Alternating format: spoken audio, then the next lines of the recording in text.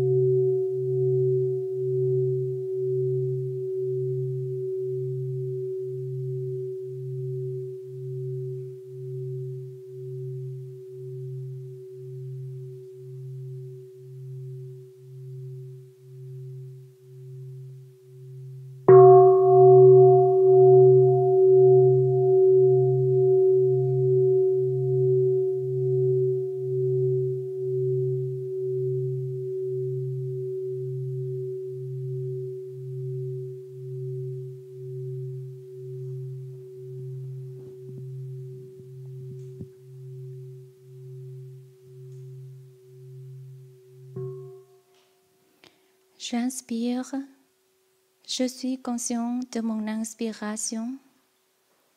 J'expire, je suis conscient de mon expiration. Inspiration, expiration.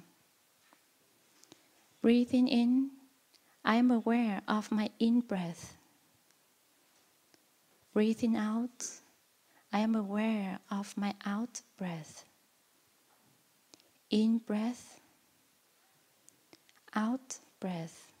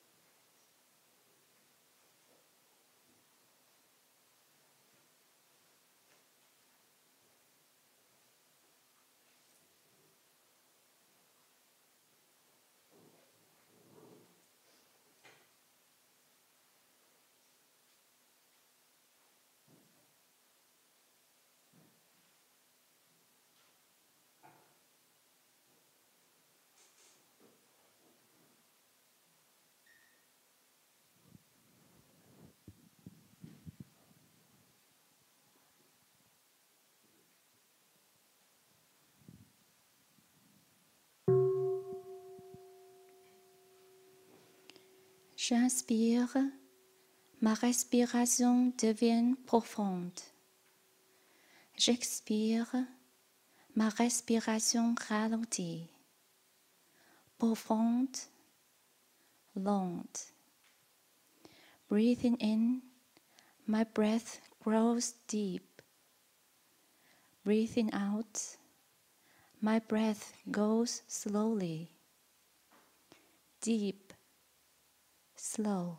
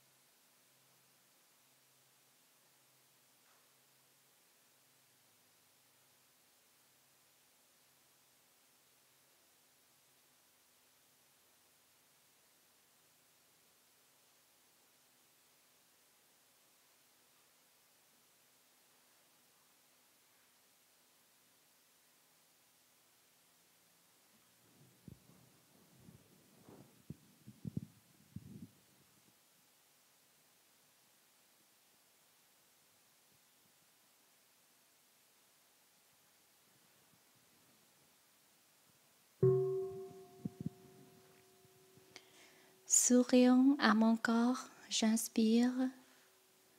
Relâchant les tensions de mon corps, j'expire. Sourire au corps, relâcher les tensions. Smiling to my body, I breathe in. Releasing the tensions in my body, I breathe out. Smiling, releasing the tensions.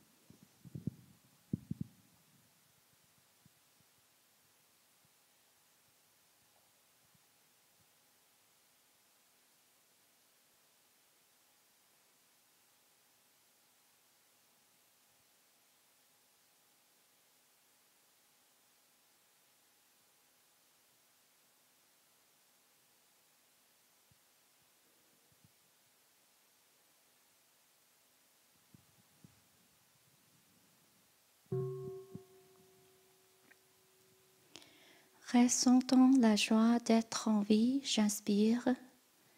Souriant à la vie en moi et autour de moi, j'expire. Être en vie, sourire. Feeling joy to be alive, I breathe in. Smiling to life within me and around me, I breathe out. Being alive, smiling.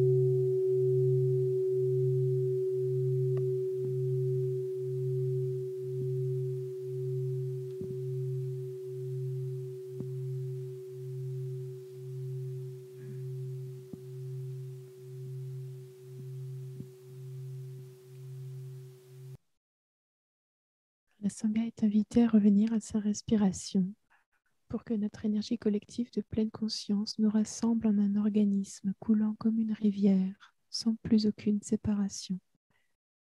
Permettons à la Sangha tout entière de respirer comme un seul corps, de chanter comme un seul corps, d'écouter comme un seul corps, transcendant ainsi les frontières d'un soi illusoire, nous libérant des complexes d'infériorité, de supériorité et d'égalité.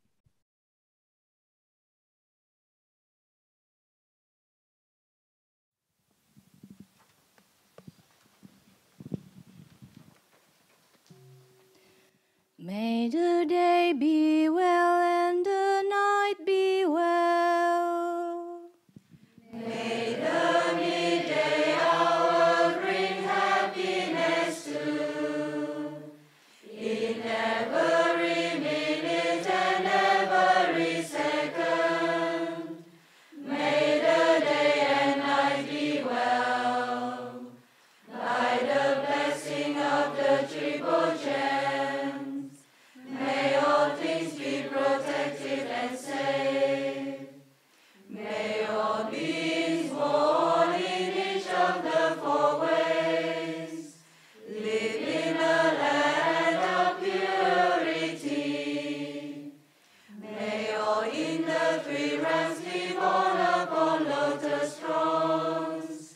May countless wandering souls realize the three virtuous positions of the Bodhisattva path. May all living beings with grace and ease fulfill the Bodhisattva stages. The countenance of the world honor one, like the full moon, or like the orb of the sun, shines with the light of clarity.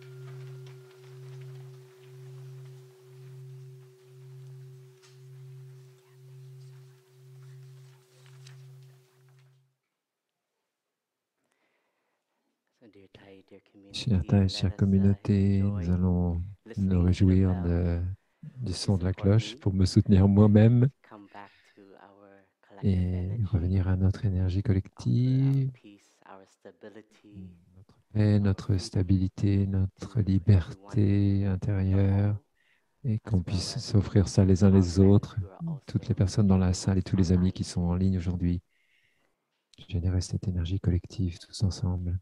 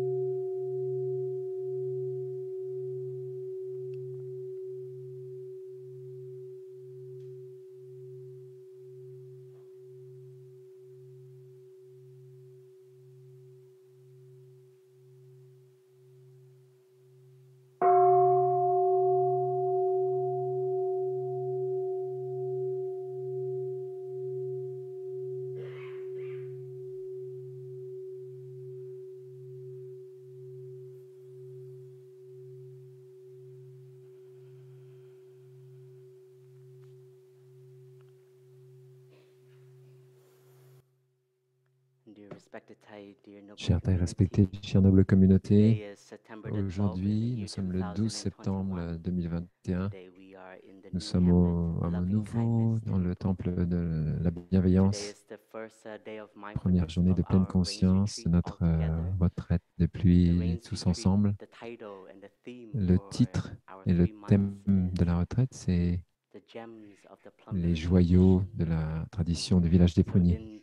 Dans cette retraite, chaque dimanche, les enseignants vont explorer certains des sutras les plus importants que nous récitons ensemble dans notre programme, dans notre pratique du chant quotidien. Et nous allons avoir l'opportunité de plonger un peu plus profondément et d'explorer comment nous pouvons appliquer ces enseignements pour nous dans notre vie quotidienne. C'est la première fois de toute ma vie d'enseignant que je vais partager sur un sutra. Donc, je suis un peu nerveux, mais je me sens en même temps super bien avec vous. C'est très chaleureux, tous les sourires ici présents. Et je vois que c'est un très bon entraînement et une très belle opportunité pour moi et explorer plus profondément les enseignements du Bouddha. Les sutras que nous récitons, que nous lisons, ce sont aussi des joyaux de l'héritage bouddhiste. Ce sont les enseignements de l'époque du Bouddha. Dans notre tradition, notre enseignant Thaï, il a sélectionné un certain nombre d'entre eux parce qu'ils sont applicables à la vie moderne pour faire face à ce qui est là dans notre vie quotidienne. Quelles sont les choses que nous devons contempler, sur lesquelles nous devons méditer, de manière à enrichir notre chemin spirituel. Et cela nous donne aussi une opportunité de mettre en pratique ces enseignements qui ont plus de 2500 ans et sentir que cela soutient notre transformation dans notre vie, en particulier par rapport à notre souffrance. Et en même temps, explorer le chemin qui nous aide à être plus libres. Aujourd'hui, nous allons regarder ensemble le Sutra de la jeunesse et du bonheur. J'ai choisi ce discours parce qu'il parle aux jeunes moines et moniales. Et l'esprit de la retraite des pluies originelle, quelque chose qu'on essaie de préserver, de continuer à faire vivre, c'est pour nous l'opportunité d'aller plus profond dans la pratique et bien sûr dans les sutras. Pas seulement les réciter, mais en fait vraiment regarder profondément comment ça résonne en nous et permettre à ces enseignements d'arroser les bonnes graines en nous. Quand nous écoutons, quand nous récitons, quand nous lisons, on le fait dans cet état d'esprit d'arroser la conscience du tréfonds et que ça va permettre à certaines visions profondes de se manifester. Peut-être ça ne va pas venir tout de suite, mais ça va être arrosé dans notre esprit et à travers la pratique, ça peut générer beaucoup plus de compréhension par cette pratique que nous mettons en application. J'espère que nous avons le texte. Donc, pour nos amis français qui sont dans la salle, vous pouvez le trouver dans le livre du Chant du cœur, page 148. Et pour les amis en ligne, on va vous le lire. Ainsi ai-je entendu le Bouddha enseigner un jour où il demeurait encore au monastère de la forêt de bambou, près de la ville de Rajagriha. Un matin de bonne heure, un bhikshu arriva au bord d'une rivière, se déshabilla, mit sa robe sur la berge et entra dans la rivière pour se baigner. Après son bain, il monta sur la berge, attendit d'être sec et s'habilla. À ce moment-là, une déesse apparut. Son corps rayonnait de lumière, illuminant toute la berge et la rivière. La déesse dit au bhikshu, « Vénérable, vous êtes moine depuis peu de temps, vos cheveux sont tout noirs, vous êtes encore jeune. En ce moment, ne serait-il pas normal de vous embaumer de parfums, de vous parer de joyaux, de porter des guirlandes de fleurs parfumées et de jouir des 5 plaisirs des sens. » Donc ici, c'est argent, sexe, gloire, bonne nourriture et sommeil excessif. Cependant, vous avez quitté vos bien-aimés, enduré les adieux, tourné le dos à la vie mondaine, rasé vos cheveux et votre barbe, revêtu la robe de moine et placé votre foi dans la vie monacale et l'apprentissage de la voie. Pourquoi abandonner ainsi les plaisirs du moment présent pour partir à la quête de plaisirs irréels?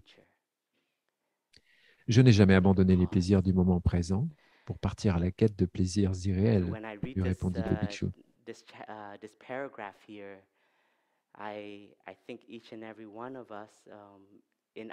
ce premier paragraphe, dans notre vie monastique, si on peut avoir des moments comme ça où quelqu'un nous pose la question, « Cher frère, chère sœur, pourquoi tu es devenu moine? Pourquoi tu es devenu sœur?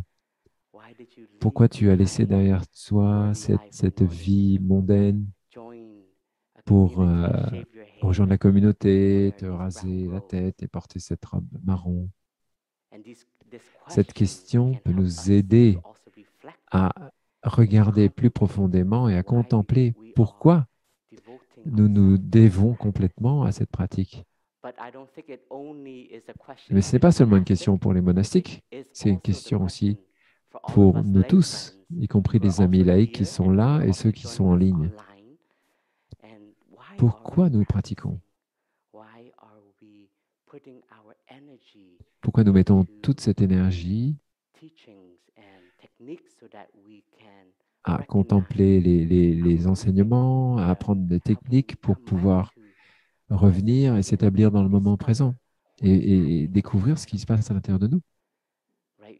Je suis certain qu'à un certain niveau, cette déva, cette déesse, ce n'est pas seulement à l'extérieur, c'est peut-être aussi notre esprit, notre mental qui manifeste cette question. Qu'est-ce que tu fais? Pourquoi je suis là? Quel est le propos de ma présence ici?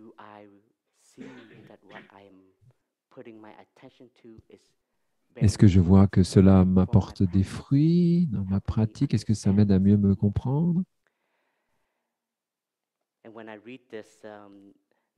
Quand je lis ce paragraphe, je vois que ce moine était seul.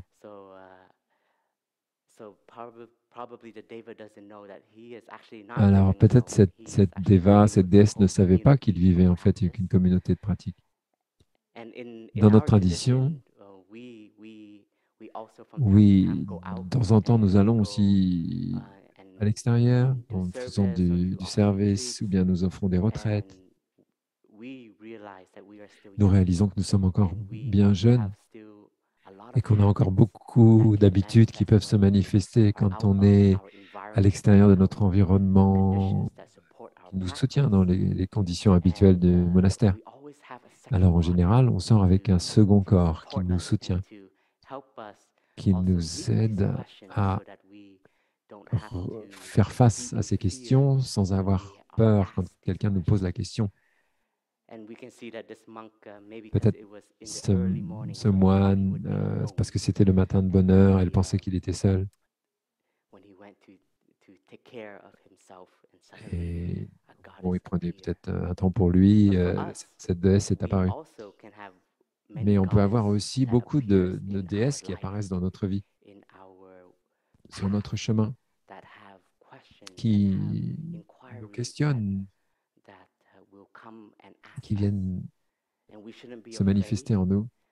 Nous n'avons pas à avoir peur. Peut-être on peut juste regarder qu'il y a en fait derrière ça un désir de comprendre, d'apprendre. Alors, on va voir dans le prochain paragraphe comment la réponse se manifeste.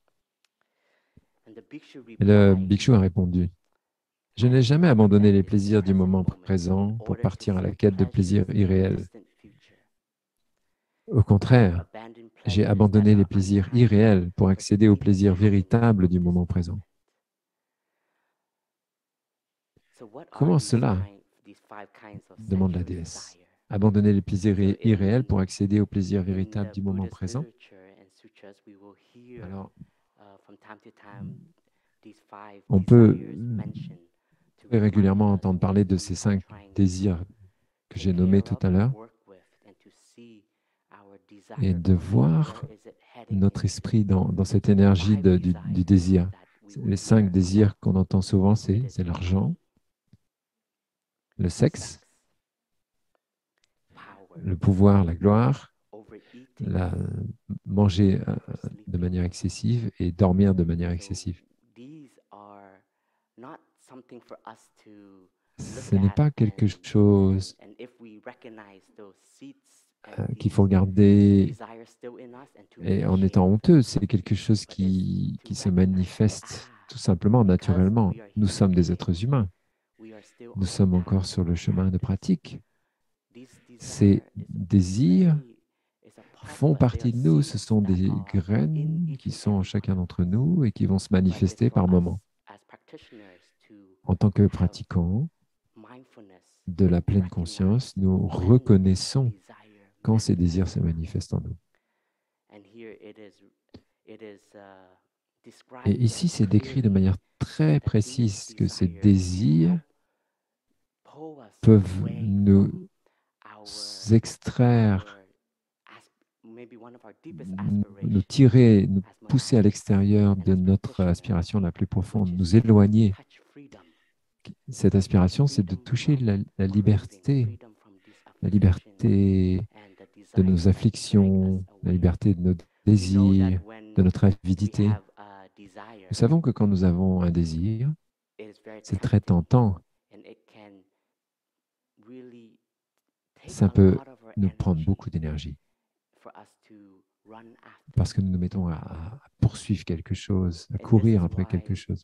C'est pourquoi dans notre pratique, c'est crucial et très important d'avoir la capacité à s'arrêter et à identifier quelles sont nos pensées, nos perceptions, nos désirs qui nous emportent.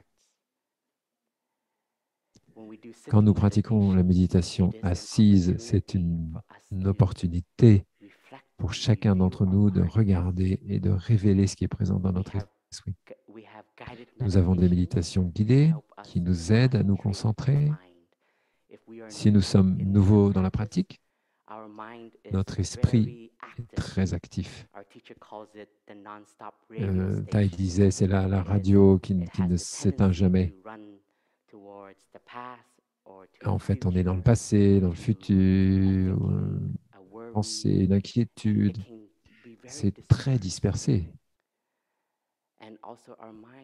Et notre mental peut nous montrer quelles sont nos intentions et ce qu'on a arrosé, ce qu'on a cultivé dans notre vie quotidienne, par l'environnement dans lequel nous vivons, ce que nous voyons, ce que nous entendons. Et tout ça va affecter ce que sont nos désirs. C'est très important pour nous d'avoir l'habilité, la capacité à s'arrêter, à reconnecter avec notre corps et notre esprit, s'établir pleinement dans l'ici et maintenant et s'établir dans le moment présent. Nous savons que le moment présent, ici et maintenant, c'est là où est la vie. C'est là que nous pouvons expérimenter la vie pleinement, avec toute notre présence. La plupart du temps, nous vivons, nous sommes vivants, mais nous ne sommes pas complètement là. On est emporté par nos pensées, par nos désirs, par nos ambitions, et on se perd. La première aile de la méditation, c'est avoir la capacité à s'arrêter, la capacité de ramener l'esprit à la maison, dans notre corps. Je nous invite, quand on rejoint nos mains pour se saluer, comme on le fait ici au village, quand on s'incline après une session de chant ou d'assise, chaque opportunité, quand nous joignons nos mains ensemble, c'est une opportunité de ramener l'esprit et le corps ensemble. C'est une invitation pour nous d'être vraiment présents. Quand nous sommes présents, qu'on s'incline, on reconnaît la présence de la communauté qui est là pour nous. Et on veut aussi être présent pour la communauté qui est là pour nous. Reconnaître ce qui se manifeste en nous nécessite cette capacité à être calme, à être posé pour pouvoir reconnaître ce qui est présent dans notre esprit. On va pouvoir écouter le son de la cloche, permettant à notre respiration de guider notre esprit de retour à la maison, dans le moment présent.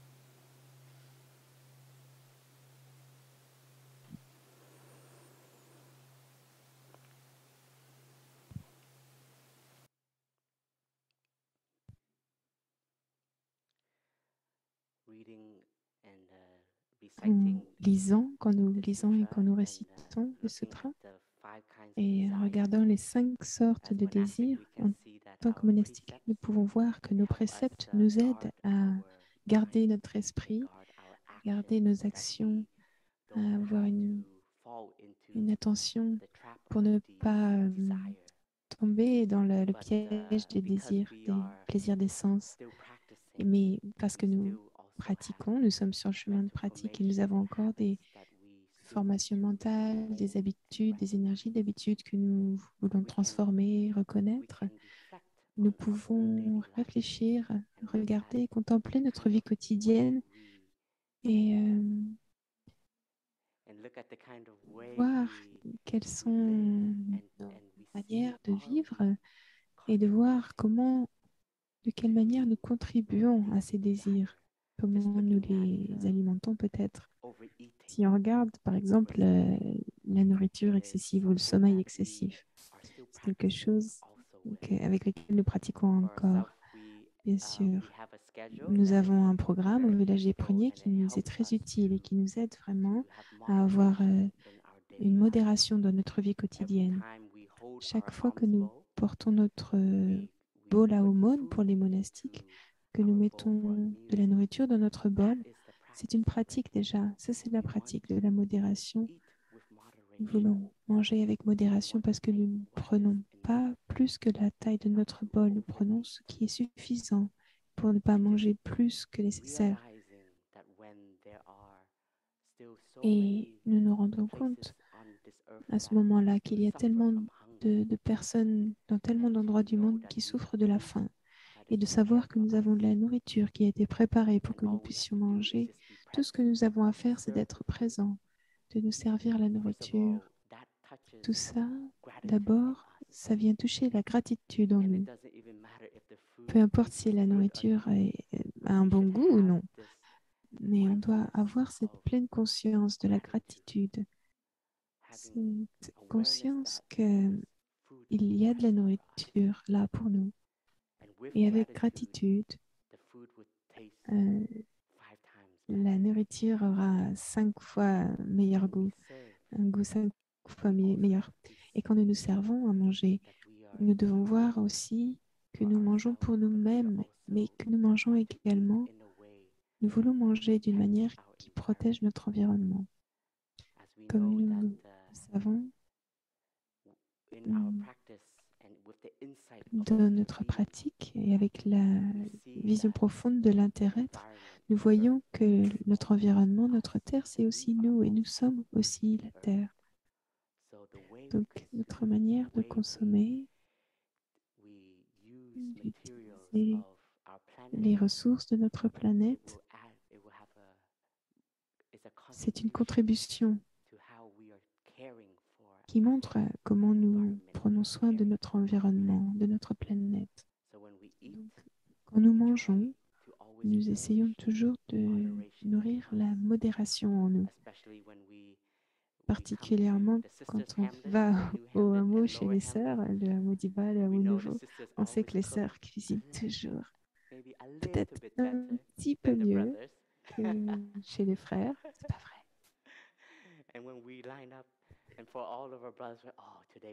Et quand on se prépare à aller chez les sœurs, on sait que la nourriture sera bonne. Et alors on se met dans la ligne pour se servir. Peut-être que notre rotation de service, le jour où nous cuisinons, ça va tomber toutes les 3 semaines où nous cuisinons pour une journée de pleine conscience. Alors nous y mettons toute notre énergie. Et alors on se sert un petit peu plus quand on vient chez les sœurs. Et après, on sait que on a trop mangé. Et on s'est servi en fait un peu plus à manger pour pouvoir regarder pour le dîner parce qu'on a l'idée reçue que chez les frères, il y aura des pâtes le soir quand on va rentrer. Et après, après le repas formel, on va voir l'équipe de cuisine et on leur dit est-ce qu'il y a encore du tofu? Est-ce que je peux en prendre pour mon dîner? Et les sœurs, toujours très généreuses, nous disent bien sûr. Et on s'en sert à nouveau pour pouvoir leur amener pour le dîner. Mais ça va. On se soutient les uns les autres.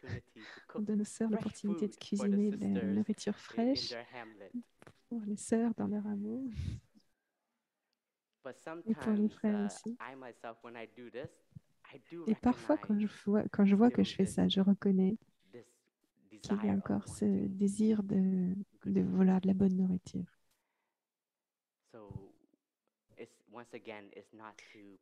Et encore une fois, je répète, il ne s'agit pas de repousser cette pensée qu'on a en nous, cette habitude de la juger, de dire c'est terrible, mais de voir, ok, j'ai encore ça en moi, c'est une tentation et comment je pratique avec ça?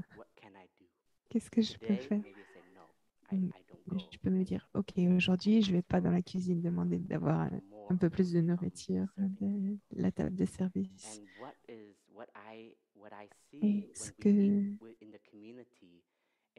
je vois dans la communauté, c'est que notre pratique,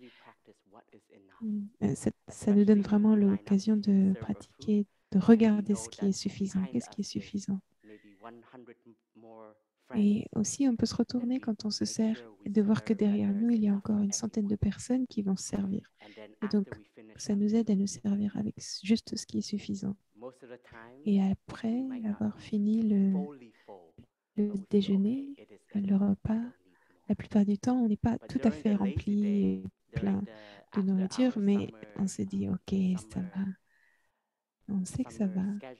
Mais pendant nos jours de paresse, nos vacances après l'été, la communauté a eu la chance d'avoir une période de paresse, des jours de paresse pour se reposer.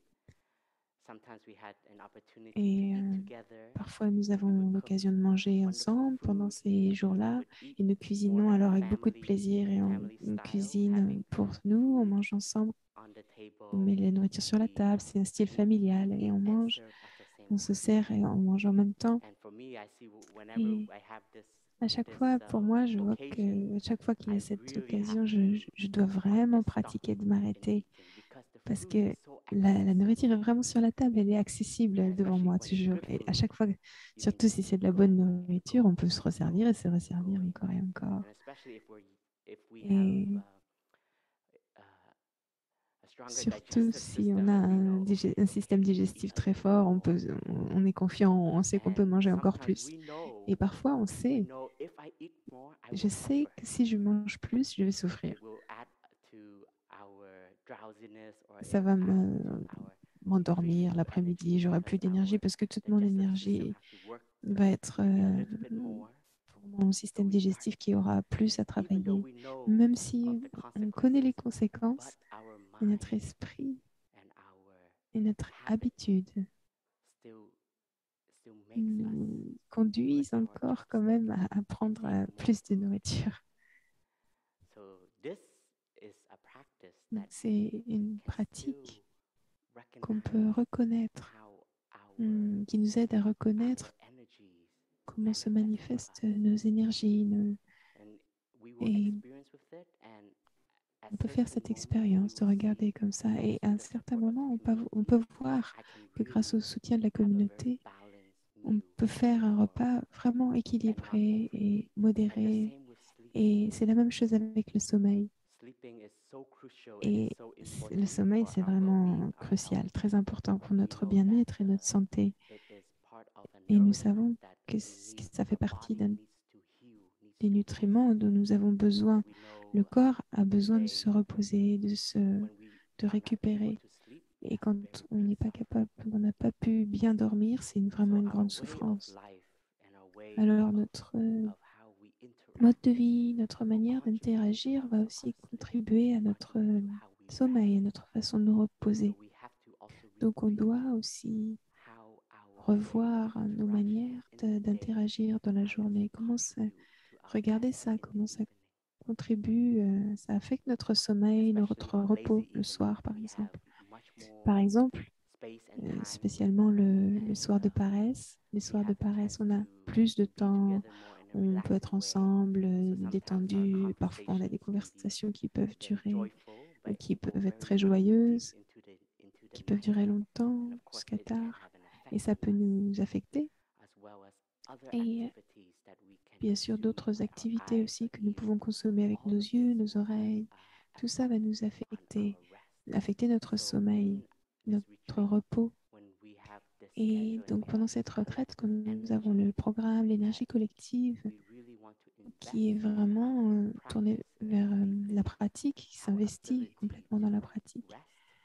Et on prend vraiment le temps de repos pour bien nous reposer. Et nous voulons profiter pleinement de cette énergie collective et de cette opportunité. Et nous avons 3 mois ensemble et je sens que collectivement, vraiment, je sens que chacun, chacune, on va améliorer notre pratique, gravir un échelon de plus et ça va contribuer ça, à l'énergie collective de pratique qu'on génère ensemble. Et on doit reconnaître ça et aussi apporter notre propre contribution à cette énergie collective pour pouvoir se soutenir les uns les autres et aussi nous soutenir pour avoir assez de repos. Et si on dort trop, parfois pendant la sieste peut-être c'est 15-20 minutes normalement, mais pas, ça peut être 2 heures ou 3 heures. Dans ce cas-là, on dit que c'est un sommeil. Et si on dort trop longtemps pendant la sieste, est-ce que vous avez déjà fait cette expérience et vous vous réveillez, vous êtes plus fatigué encore que si vous avez dormi ce qu'on dit un power nap, une sieste puissante de 10 ou 15 minutes. Et pendant toutes nos activités quotidiennes, pour nous aider à contribuer à avoir une bonne énergie et bien-être. Notre programme est très soutenant, mais on doit aussi s'entraîner soi-même, reconnaissant quelles sont nos énergies d'habitude qui sont encore fortes et qu'on voudrait transformer. On veut apporter une certaine détermination, un certain effort à cela.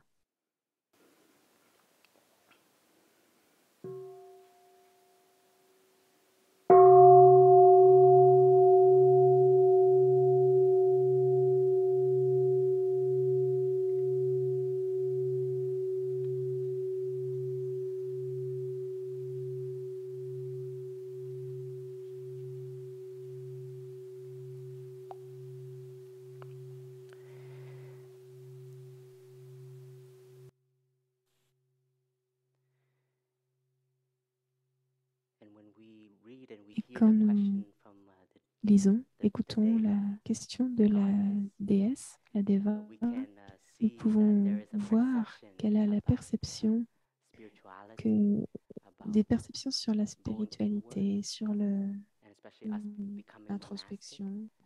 Spécialement quand on devient monastique, on a l'idée qu'on laisse le monde derrière nous, qu'on n'est plus en contact avec le monde.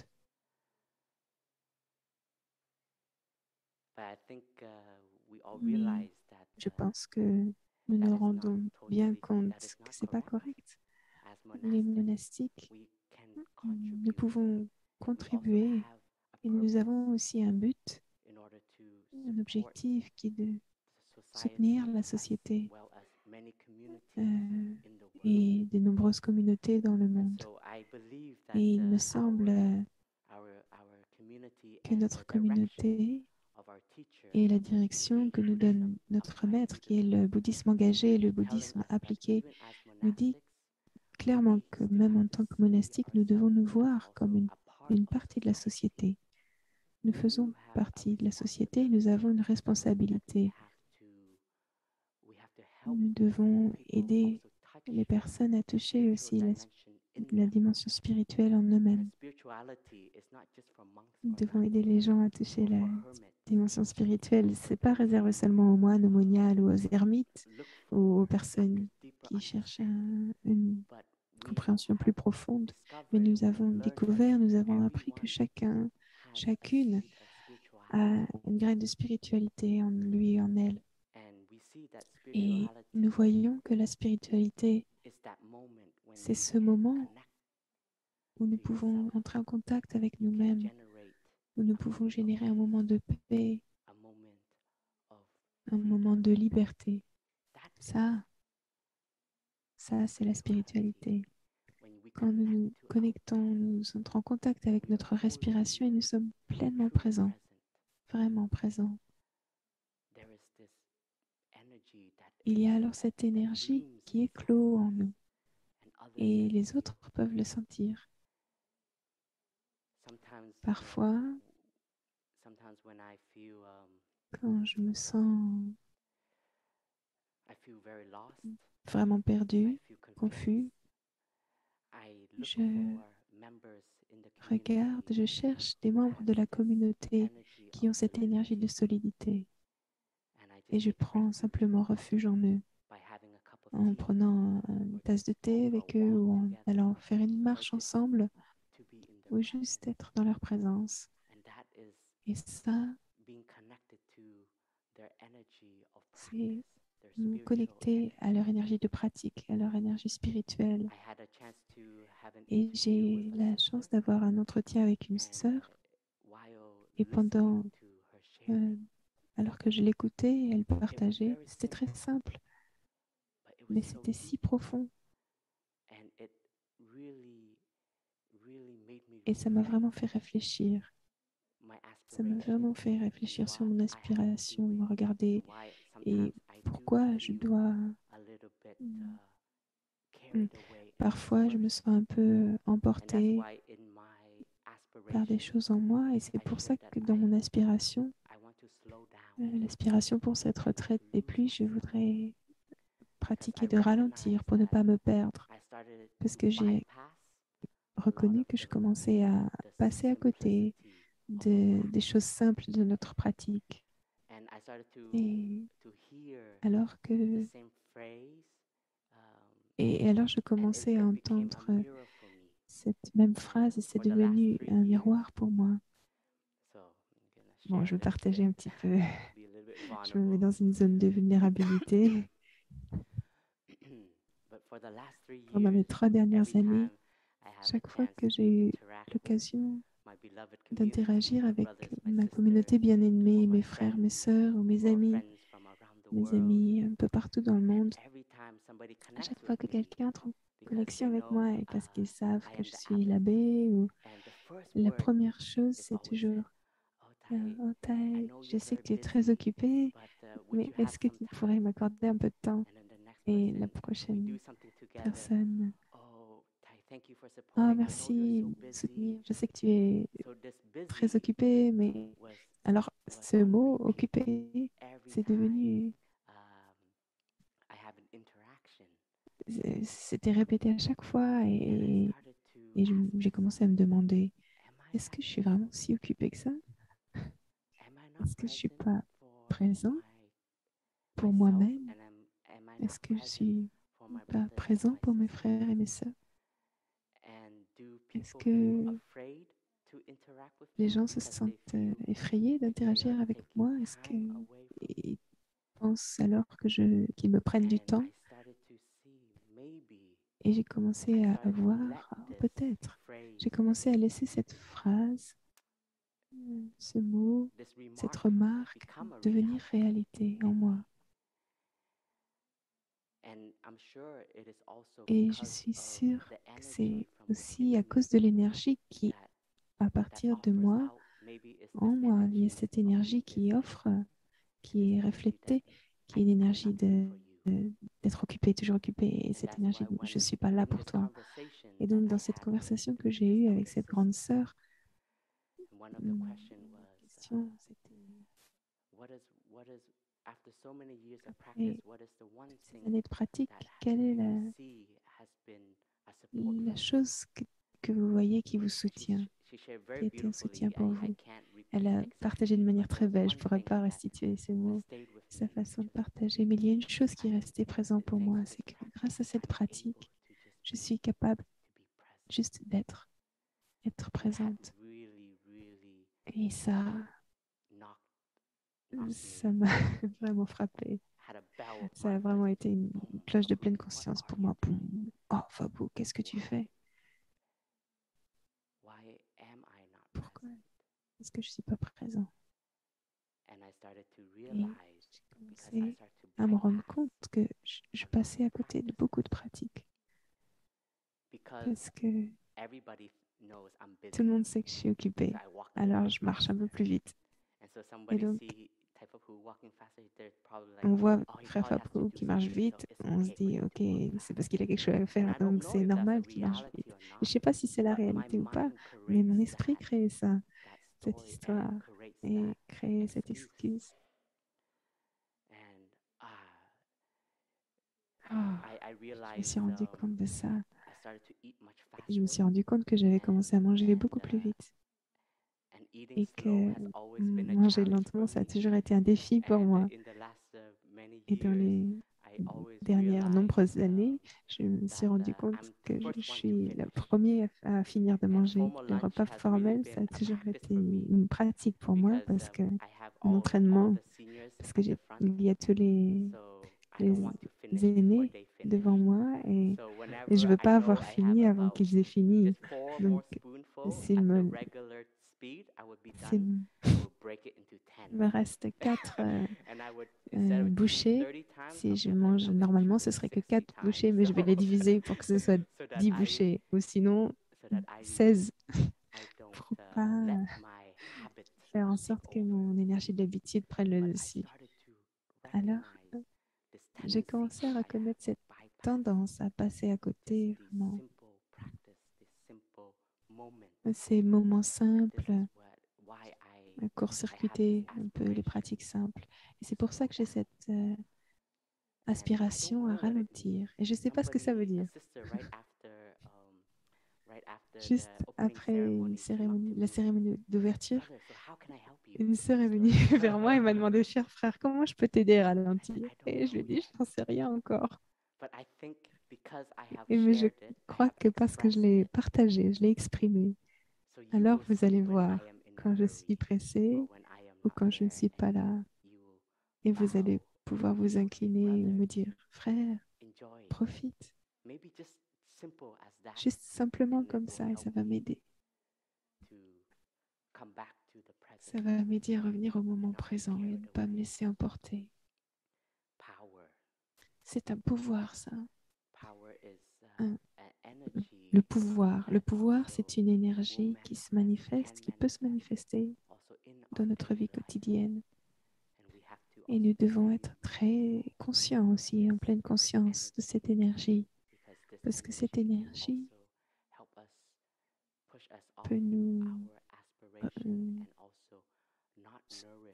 éloigner de notre aspiration et de la graine d'humilité aussi que nous voulons développer, pratiquer dans notre vie de pratiquants. Pas seulement les moines et les moniales, mais les pratiquants en général. Parce que l'humilité contient en elle aussi l'ouverture. Parce que nous sommes humbles et ouverts, alors nous sommes toujours prêts à écouter, toujours prêts à apprendre. Alors, nous pouvons voir cela aussi, le pouvoir comme savoir, par exemple, savoir des choses, avoir des notions. Ça peut aussi nous rendre déconnectés et pas ouverts. Il y a des choses que nous savons maintenant, mais si parfois nous pouvons les relâcher, lâcher prise de ces savoirs que nous avons, nous allons être plus ouverts à de nouvelles visions profondes, de nouvelles compréhensions qui vont venir de nous, de l'intérieur, ou bien de ce que nous entendons, de ce que nous voyons, des autres pratiquants de la vie, nous recevons aussi. Mais si nous sommes dans une position de dire non, je sais assez, je me sens assez bien, assez puissant, je n'ai pas besoin de plus, alors nous faisons simplement que fermer nos portes, nos fenêtres. Nous ne sommes plus ouverts à faire l'expérience de plus dans la vie, parce que la vie nous enseigne toujours. Nous allons continuer, sinon on ne finira jamais ce sutra. Et la déesse a demandé comment cela, abandonner les plaisirs irréels pour accéder au plaisir véritable du moment présent. Le Bouddha, lui répondit le bhikshu, a enseigné que dans la joie irréelle donnée par les plaisirs des sens, la douceur est infime, mais l'amertume est intense. La jouissance minime, mais le désastre immense. Maintenant, alors que je demeure pleinement dans le moment présent, je suis capable de quitter les flammes brûlantes des afflictions. Cette pratique est indépendante du temps. Il faut venir la voir par soi-même. Chacun peut l'expérimenter directement. Cette pratique conduit à l'élévation. Nous devons faire l'expérience par nous-mêmes, ça c'est très important. C'est ce qui est appelé abandonner les plaisirs irréels pour accéder au plaisir véritable du moment présent.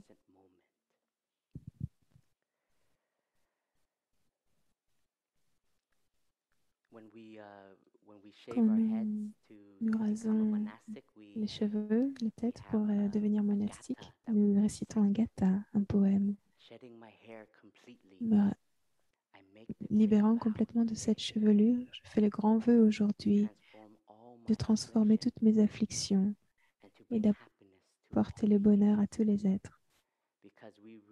Parce que nous nous rendons compte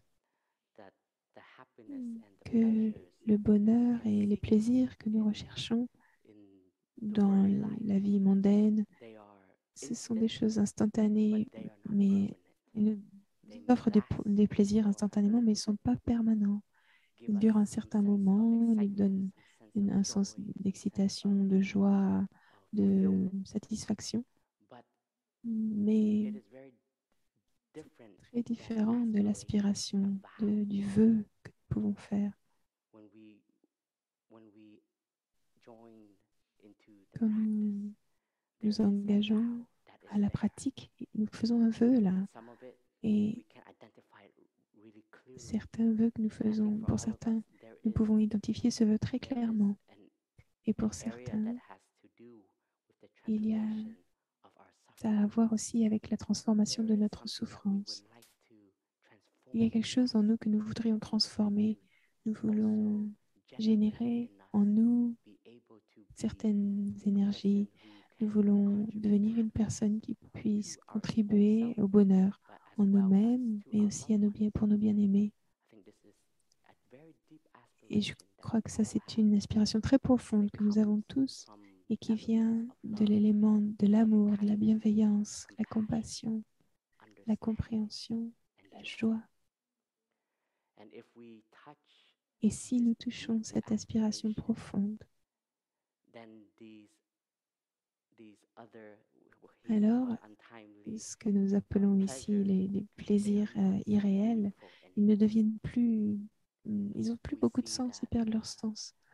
On voit bien qu'avoir une voiture, avoir une maison, c'est quelque chose de merveilleux. On ne peut pas le renier. Il y a du bonheur qui naît de ça, d'avoir un toit, d'avoir de quoi, une voiture. Mais ce ne sont pas les joies les plus grandes, le bonheur ultime. Et notre pratique, il s'agit aussi là de découvrir quel est le plus grand bonheur que l'on puisse avoir. Alors, pendant les jours de paresse, j'ai eu la chance de rester, de me séjourner à la maison de certains de nos amis qui nous ont prêté leur maison, peut-être à 10 minutes de marche. Et donc, j'ai eu la chance de rester dans leur maison d'amis. Ils reçoivent leurs amis dans cette maison. Et je dois dire que c'est plus confortable que ma chambre dans la résidence monastique. Il y a un lit bien plus grand. Je peux rouler dans tous les sens plusieurs fois. Et notre lit monastique, si on se tourne un peu trop, on tombe par terre. Et aussi un autre confort que j'ai trouvé, c'est qu'il y a des toilettes et la chambre et la douche dans la chambre. C'est vraiment simple, hein. Mais je me rends compte que j'ai pas besoin de sortir de ma chambre, de marcher, même si ça va, c'est juste 20 pas à la résidence monastique. Mais ici, c'est juste 5 pas. Alors, c'était confortable. Et alors que j'ai passé 9 jours, c'était la première fois que je me permettais de sortir de la communauté pour aussi longtemps. Et je me suis rendu compte que j'aime ma Sangha tellement, je vous aime tellement, mais que parfois avoir de l'espace, c'est bien aussi. Et donc, je peux revenir comme ça et vous aimer encore plus. Parce que des fois, vous savez, on vit un peu comme ça. Quand on vit ensemble, on dit qu'on va se frotter les uns aux autres et qu'on va commencer à avoir des difficultés, des choses déplaisantes et on va alors avoir peut-être laisser ces choses, ces petites choses devenir une idée, une image que nous avons de l'autre. de notre vie quotidienne dans la communauté. Alors parfois avoir de l'espace, un espace un peu de temps en dehors, ça peut être très utile. Et quand j'ai séjourné dans cette maison, j'étais seule et je me suis dit, wow, maintenant, même les propriétaires ne sont pas là. Je peux dire, je suis propriétaire de ce lieu.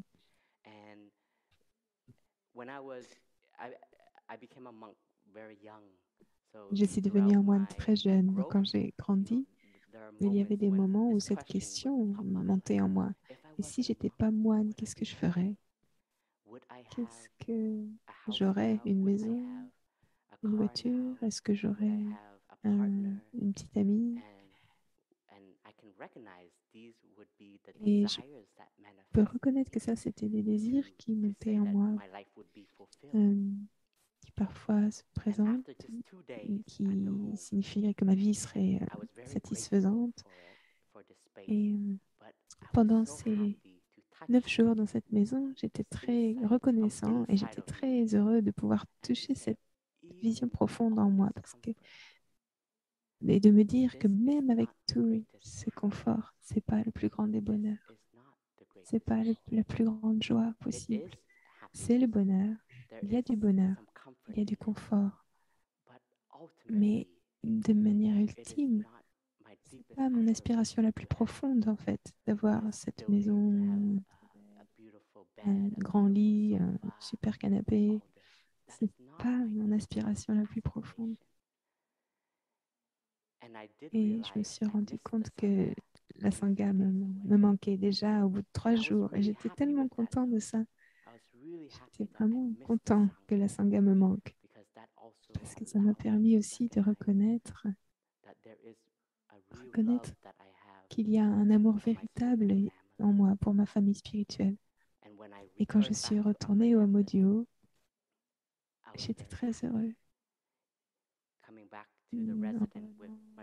La résidence avec le frère qui partage ma chambre, avec les 40 frères de la résidence et d'entendre le bruit, surtout quand on revient d'un temps en solo dans une tente ou dans une maison à l'extérieur ou on campe à l'extérieur.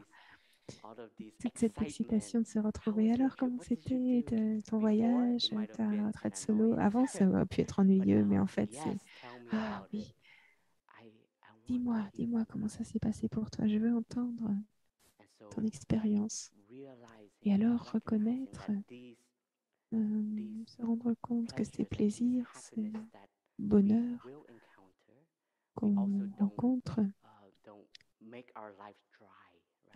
parce qu'on ne rend pas notre vie quelque chose de sec et austère. On est encore jeune, on veut profiter de notre vie, du moment présent, mais on n'est pas attaché. Le tout, c'est de ne pas devenir attaché à ça. Ça, c'est le bonheur, parce que profondément, plus profondément à l'intérieur, il y a un désir de toucher la liberté, l'ouverture.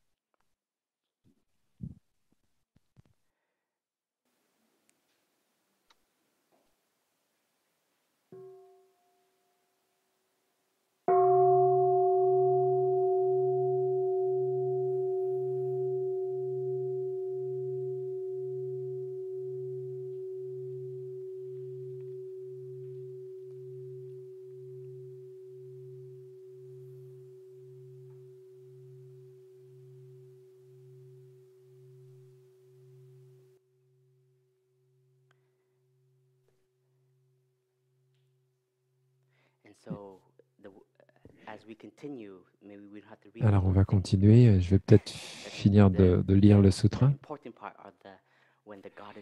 Il y a une partie importante où la déesse va rencontrer le Bouddha. Alors, elle a toujours une question. Pourquoi le Bouddha a-t-il dit que dans la joie irréelle donnée par les plaisirs des sens, la douceur est infime, mais l'amertume intense, la jouissance est minime, mais le désastre immense, demanda à nouveau la déesse au jeune moine.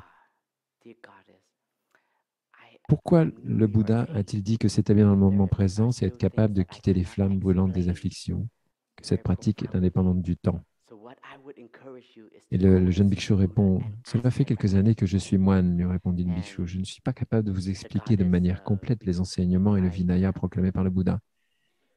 En ce moment, le très honoré demeure dans la forêt des bambous. Pourquoi ne pas aller le voir vous-même?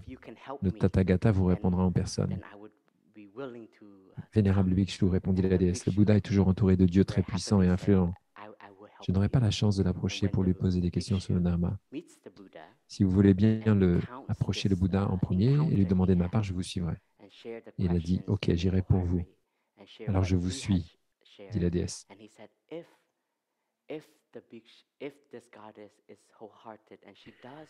Donc le bhikshu se rendit là où le Bouddha résidait, se prosterna devant le très honoré, puis il recula et se mit de côté. Il répéta au Bouddha la conversation qu'il venait d'avoir avec la déesse. Ensuite, il dit, « Très honoré, si cette déesse était sincère, elle doit déjà être présente ici, sinon elle ne sera pas venue. »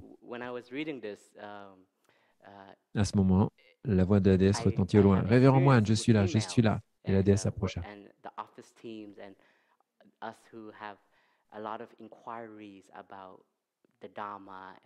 Donc, pour chacun d'entre nous qui avons beaucoup de questions autour du Dharma, du chemin monastique, en fait, on a beaucoup de personnes qui nous posent des questions. Il y a un jour un frère, en particulier par mail, qui répondait vraiment avec tout son cœur à un de ses emails. Il essayait d'expliquer tous les défis qu'on pouvait avoir. Et en fait, cette personne n'est jamais venue. Donc, c'était quelqu'un qui posait des questions sur la vie monastique. Donc, bien sûr, il y a des questions, il y a des demandes, mais en fait, les conditions ne sont pas forcément encore présentes en elle pour qu'elle puisse trouver un enseignant spirituel ou une communauté. Alors, cette déesse, elle avait vraiment très envie d'apprendre. Elle dit, « Je suis là, je suis là. » Le très honoré, le Bouddha, lui a partagé un poème. C'est parce que nous ne voyons pas clairement nos désirs qu'ils peuvent nous attacher. L'illusion de nos désirs nous conduit à la mort. C'est parce que nous ne voyons pas clairement nos désirs qu'ils peuvent nous attacher. L'illusion de nos désirs nous conduit à la mort. On peut voir que ces désirs, c'est comme un hameçon, un appât, en fait, qui nous attire. Il y a beaucoup de choses qui apparaissent comme ça, très belles, qui nous disent « Ah oui, oui, c'est ça le bonheur ». Et on peut se mettre à courir après, même si on a déjà goûté à ce genre de choses, ça peut quand même nous attraper et on peut se faire attraper jusqu'à même une certaine forme d'addiction. C'est ce genre de souffrance que les gens dans la société vivent. L'alcool, la drogue, la pornographie, toutes ces choses peuvent nous faire toucher une sorte de plaisir, de sensation, d'excitation. Mais si nous n'avons pas la conscience que cela nous emmène vers la destruction de notre bien-être, de notre corps et notre esprit, et on peut descendre sur un chemin qui est très dangereux. Alors, pour nous, c'est très important d'avoir clairement à l'esprit quelle est la direction que nous voulons prendre, comment nous voulons soutenir notre bien-être. C'est une méditation. C'est une pratique de la pleine conscience qui nous pousse à regarder chaque jour dans notre vie quotidienne notre façon de vivre. Nous avons probablement tous été attirés, appâtés dans notre vie passée. Et on voit que le consumérisme, c'est très puissant. C'est une énergie, cette énergie de consommation, c'est une énergie qui nous appâte pour des satisfactions instantanées, mais qui ne durent pas. Alors nous voyons l'impermanence du désir.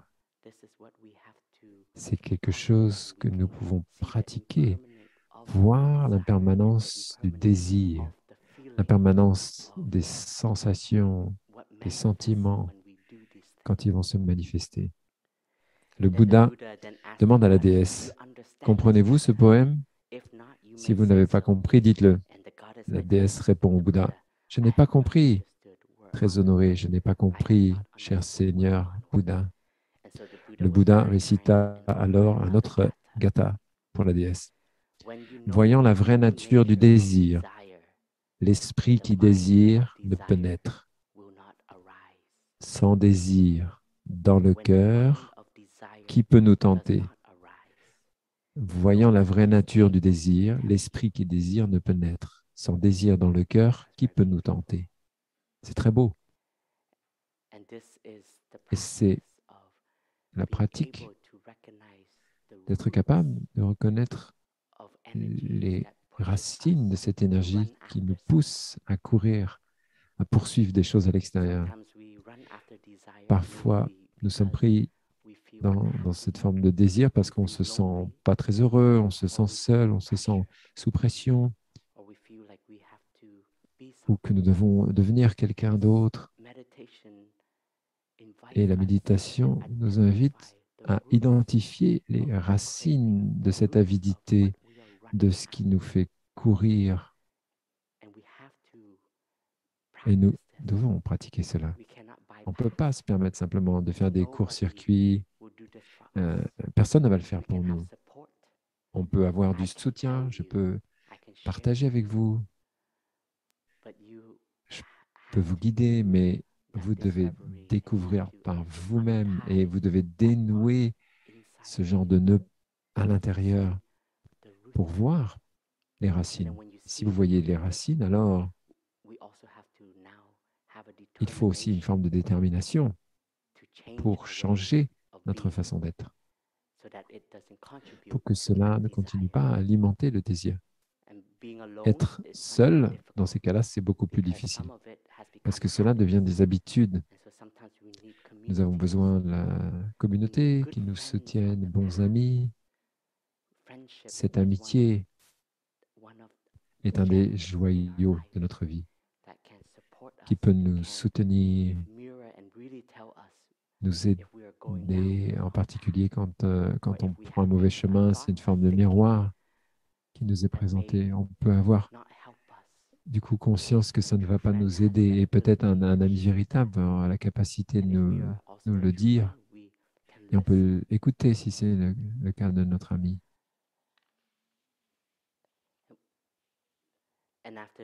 Et après ça, le Bouddha, il demande à nouveau à la déesse si elle a compris. Elle dit non, j'ai toujours pas compris. Non, je n'ai pas compris encore. Alors, le Bouddha récite un autre gatha. Les complexes de supériorité, d'infériorité et d'égalité créent tant de complications. Une fois libéré de ces trois complexes, rien ne peut plus agiter notre cœur. Les complexes de supériorité, d'infériorité et d'égalité créent de nombreuses complications. Une fois libéré de ces trois complexes, rien ne peut plus agiter notre cœur. Ça, c'est une invitation à regarder les graines de discrimination. Je suis suffisant ou pas suffisant, ou je suis meilleur ou moins bon, je ne suis pas assez bon, j'en fais pas assez, ou je suis pareil, je suis égal. Ça veut dire qu'il y a quelqu'un d'autre qui ne l'est pas. Alors, méditer et toucher la compréhension profonde de l'intérêt, que nous sommes tous reliés, que nous sommes tous connectés. Cette vision profonde peut nous aider à passer au-delà de toi, moi, je. C'est un enseignement très profond. Je pense qu'il y aura un enseignement complet là-dessus. Mais aussi, on peut quand même déjà arroser cette graine. Pratiquer pour reconnaître quels sont les complexes qui sont forts en nous. Infériorité, supériorité ou égalité. Peut-être on se sent supérieur et on regarde les autres un peu de haut. Et c'est une énergie qui nous éloigne des autres. Ou bien on se sent inférieur, on se sent jamais suffisant, on se sent jamais bien, à la hauteur, on se rabaisse, on tombe dans le désespoir et on ne se permet pas d'être nourri, d'avoir cette stabilité. C'est complexe. Si on peut en prendre soin, les dépasser, notre esprit ne sera plus autant dispersé. Si on regarde bien dans notre esprit, c'est beaucoup en termes de « je ».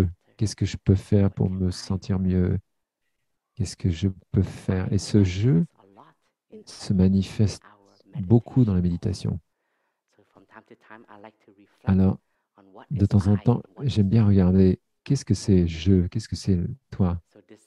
C'est une invitation pour nous tous, pour voir la relation que nous avons avec notre propre ego. Et le Bouddha demande à la déesse, « Est-ce que vous avez compris ?» Elle dit « Non, toujours pas. » Je me souviens, Thai enseignant ce sutra, il dit « Moi, je pense qu'elle avait compris. » Mais elle veut entendre un peu plus du Bouddha. « Non, non, j'ai toujours pas compris, pas encore. Donne-moi plus. » Le Bouddha récite un autre poème, il était tellement gentil, il dit « Ok, ok, d'accord, allez, on continue. » Les désirs tranchés, les trois complexes transcendés, le cœur calme, toute poursuite cessée, toute souffrance est finie dans cette vie et pour toujours. Les désirs tranchés, les trois complexes transcendés, le cœur calme, toute poursuite sans cesser, toute souffrance est finie dans cette vie et pour toujours. Le Bouddha, à ce moment-là, demande à nouveau à la déesse si elle a compris. Elle dit « Oui, j'ai compris. J'ai compris, cher Seigneur Bouddha. J'ai compris. » Elle était satisfaite. Et elle a disparu. Est-ce qu'elle a pratiqué ça? C'est la question que je me pose. Il faudra découvrir ça en nous. Parce que nous avons cette question en nous. Nous sommes peut-être cette déesse, cette déva, cette personne. Et nous pouvons voir ça clairement sur notre propre chemin.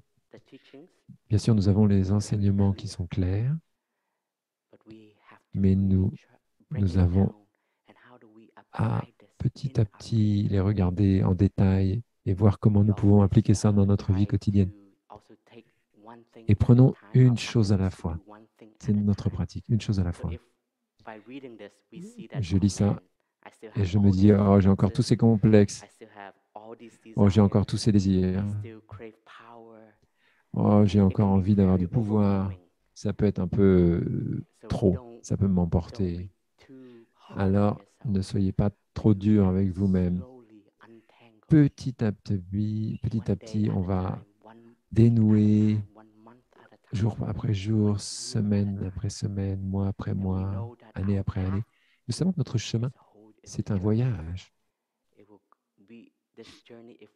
Si on veut continuer à marcher, avancer sur ce chemin, il faut regarder cela régulièrement. Quand j'ai commencé, je savais que je n'avais pas de complexe de pouvoir. Mais maintenant, j'ai des complexes de pouvoir. Je vois parfois des graines d'autorité, des graines où je veux que la communauté soit d'une certaine manière, où je veux que moi, je sois d'une certaine manière.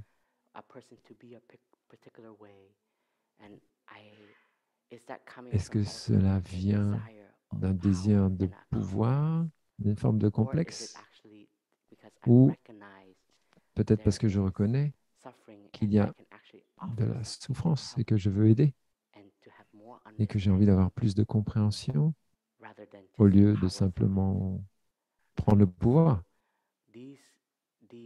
Ces gathas qui nous sont offerts par le Bouddha, grâce à ces conditions que cette personne est venue lui demander, on peut voir qu'en regardant tous ces sutras, grâce à des histoires, à des rencontres, que les disciples du Bouddha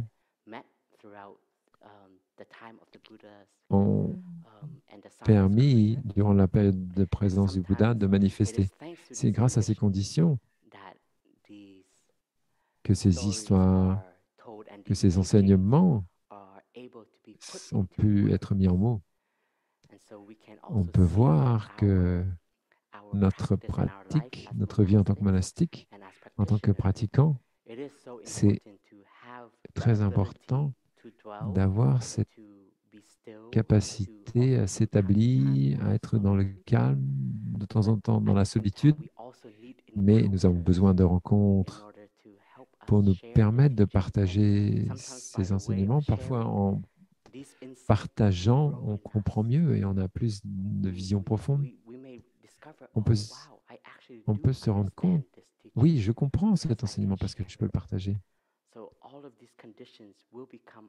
Et toutes ces conditions vont devenir une opportunité pour nous de regarder quelle est notre compréhension du Dharma, notre compréhension des enseignements. Nous sommes très reconnaissants qu'entre jeunes moines, que ce jeune moine ait pu aller rencontrer cette déesse et que le Bouddha puisse nous offrir ces poèmes à pratiquer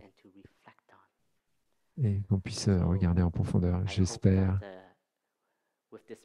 qu'avec ce partage de ce matin, nous avons pu toucher quelques-uns des messages essentiels de ce sutra. C'est ma première fois. Désolé si je ne suis pas complètement fluide encore et habile en expliquant les enseignements. J'aime beaucoup, on me raconte des histoires, mais ce n'était pas suffisant pour en faire un enseignement du Dharma. Alors il fallait aller un peu plus en profondeur. Les enseignements. J'espère que j'ai pu le partager suffisamment clairement. Merci beaucoup, cher Sangha, pour votre soutien.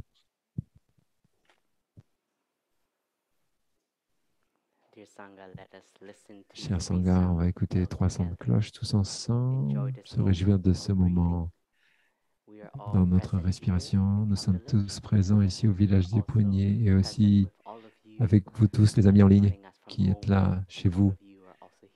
Et nous sommes très heureux que vous soyez là. Merci.